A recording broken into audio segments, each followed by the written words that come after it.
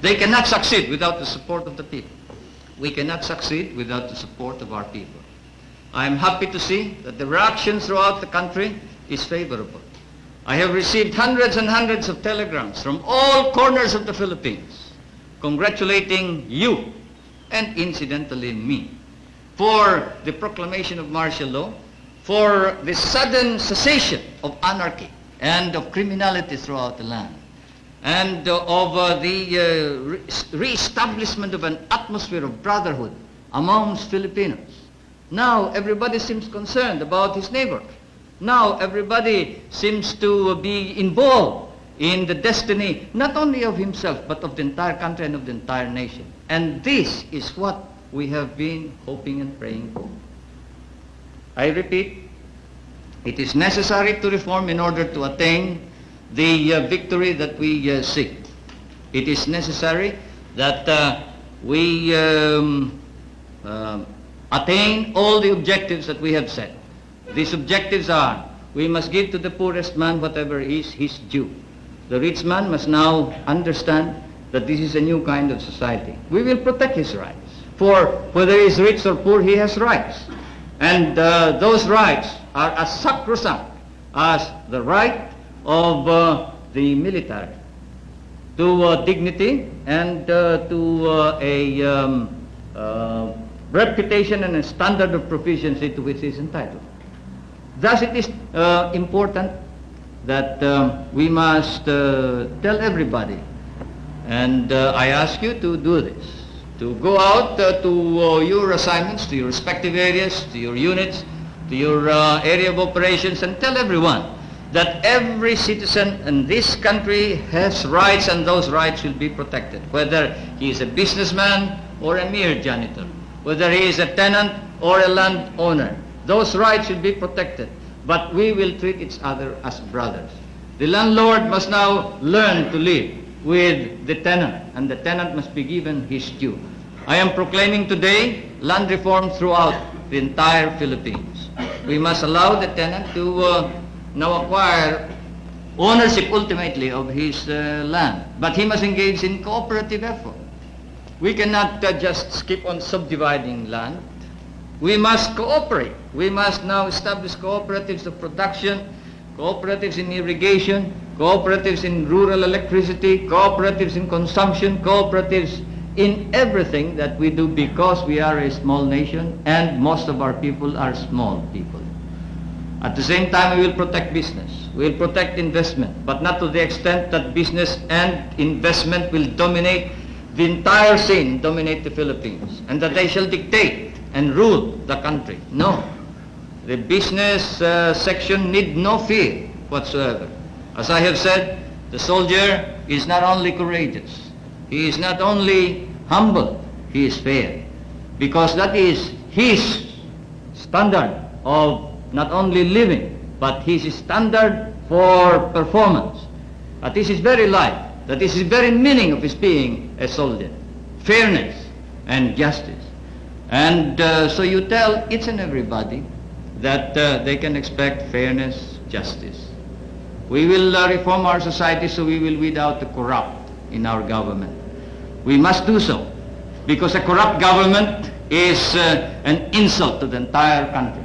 And it encourages rebellion, it encourages revolution.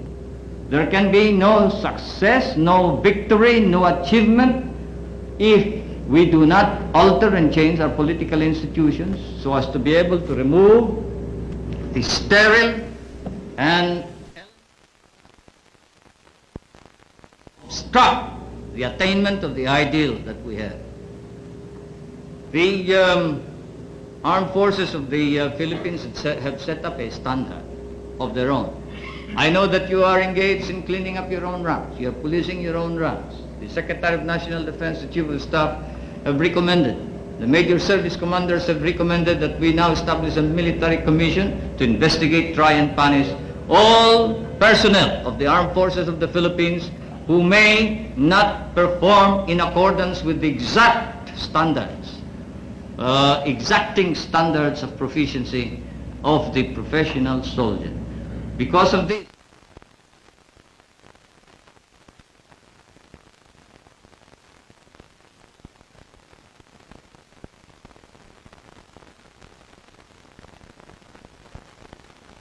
never happened in the past. I repeat, I have complete faith and expressly, explicitly, in just these many words, I will support the Aquino government.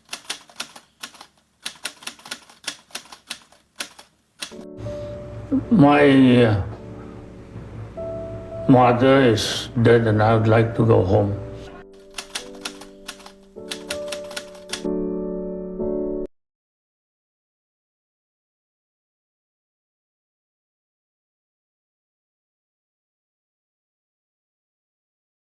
I am against violence. I don't intend to use violence or to take over the government of Madam Aquino. My mother is dead and I would like to go home.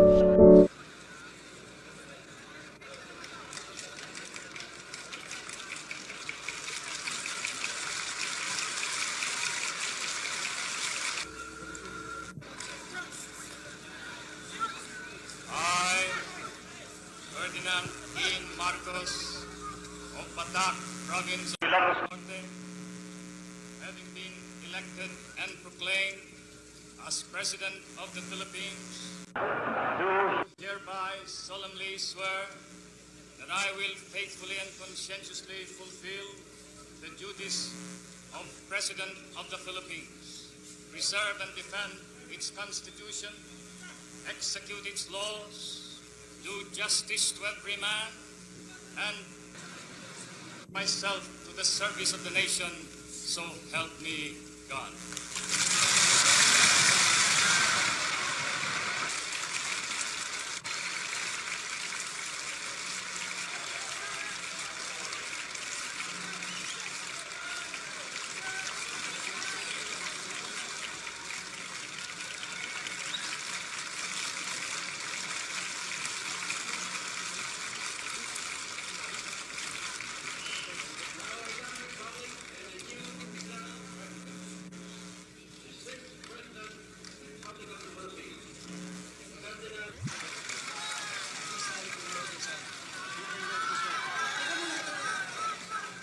I have committed many sins in my life, but stealing money from the people and from the government is not one of them. Is that a logical conclusion? That we spent this kind of money? Where did the money come from? I don't know. Probably it came from our private funds. Did they prove that it came from public funds? I must tell you, when people heard I was coming out to do an interview with you, you know what most people are interested in? Mm-hmm. Your wife's 3,000 pairs of shoes. How many shoes? How many shoes? Can you wear on 20 years? Exactly. How many can you? Well, she buys all kinds of shoes. She has probably to change shoes twice a day. And then after a while, because she has to probably feel more comfortable. And there are parties where she can wear high heels. There are parties where she has to wear short heels. Mr. President, 3,000 pairs of shoes. Hundreds and hundreds of... 20 years. Those are collections for 20 years. But people look at those price tags still hanging from the dresses. People look at the price tags on they see the jewelry, they see the, the cameras went into Malacanang, and they look at that and they say, here's while people are starving out in the street. Well, is that a logical conclusion? That we spent this kind of money? Where did the money come from? I don't know. Probably it came from our private funds. Did they prove that it came from public funds? Did they prove that this was the reason why the people don't have any money? Then why did the income of the people increase from 736 to 10,000? I don't Why did the deposits in the bank go up 35 times? Mr. President, I don't think that the equation is if only Mrs. Marcos had not spent the money on the shoes and the dresses, that there would have been enough money there for the people. But it is obvious. So they are implying this. It's very obvious. I think the question that people are raising is, Here is the president, here is the first lady, the governor of Manila. It seems somehow indecent. Oh, well, that's a... I think that's the charge, quite Yeah, frankly. it is, of course, something which compares with showing on television nighties, brass, panties, and the like. You talk about the good breeding, well, that's it.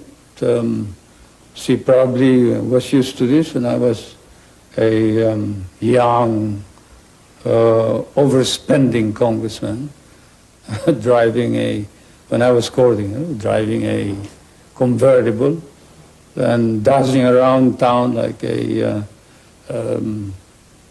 spoiled bachelor. But I won't defend her.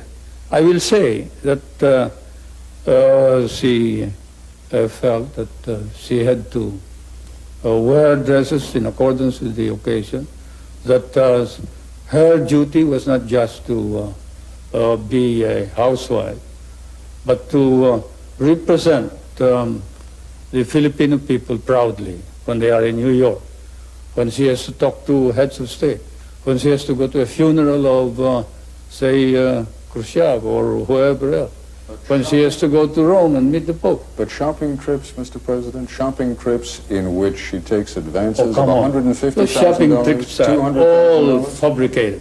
Like saying that she went to Japan and bought $500,000 worth of pearls. That's completely false. That's a lie. Or $4.5 million expended over 1 month in New York.